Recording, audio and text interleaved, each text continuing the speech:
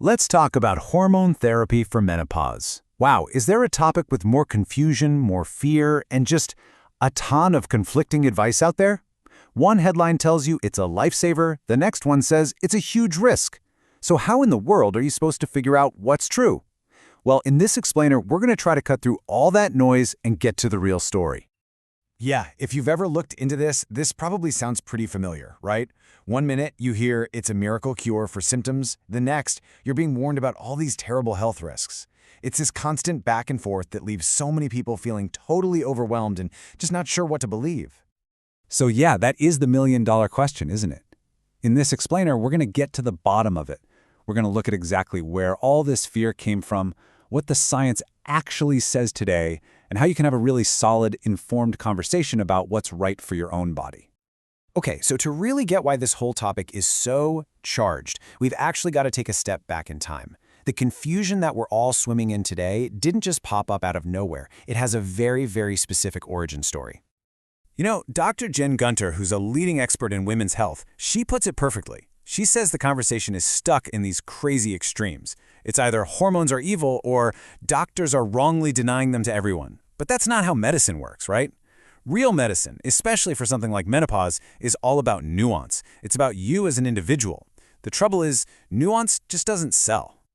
So where did all this black and white thinking even come from? Well, you can trace almost all of it back to one single moment. A scientific bombshell that dropped back in 2002 and sent shockwaves through, well, everything. Okay, so back in 2002, there was this massive, really important study happening. It was called the Women's Health Initiative, or WHI for short. And then, bam, out of nowhere, it could shut down, halted. Why? Because the very early data seemed to show a link between hormone therapy and a higher risk of breast cancer and heart disease. The news just exploded. And the fallout? Oh, it was immediate. And it was huge. I mean, look at these numbers. Before 2002, you had about 42% of menopausal women on hormone therapy. Almost overnight, that number just cratered, falling to less than 5%. That's not a small drop. That's a cliff. The panic was absolutely real. Millions of women just stopped their treatment, and doctors got really scared to prescribe it.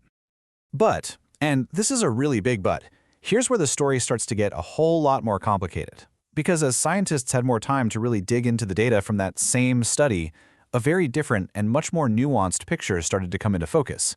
It turns out that initial panic was based on a pretty incomplete picture. So you see, on one side, you had these scary, scary headlines that everybody saw.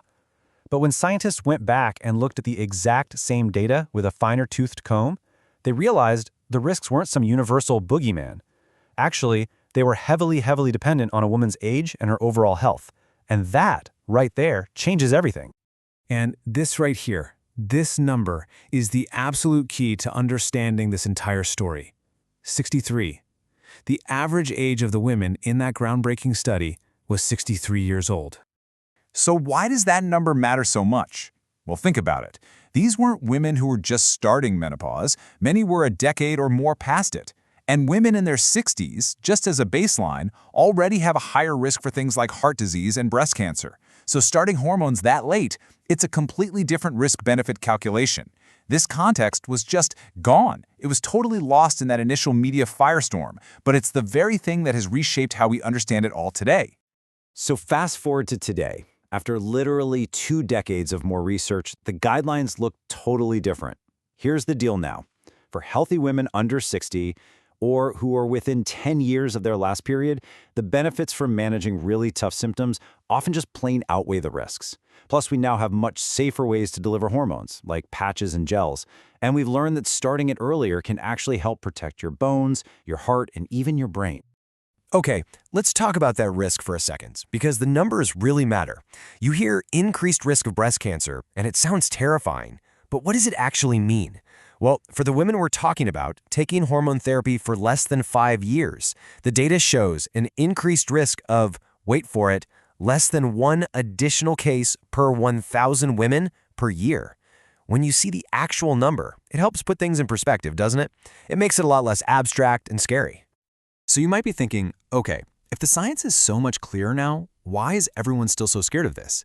And, well, Dr. Gunther nails it again with this quote. She says, it's very hard to unring an alarm bell. And that's exactly what happened. That giant, scary alarm bell from 2002 is still echoing for so many of us, and even for doctors who maybe haven't caught up with all the newer research. Okay, so after all that history, what does this actually mean for you right now? It means it's time to move past that old fear and start empowering yourself to have a totally different kind of conversation about your health.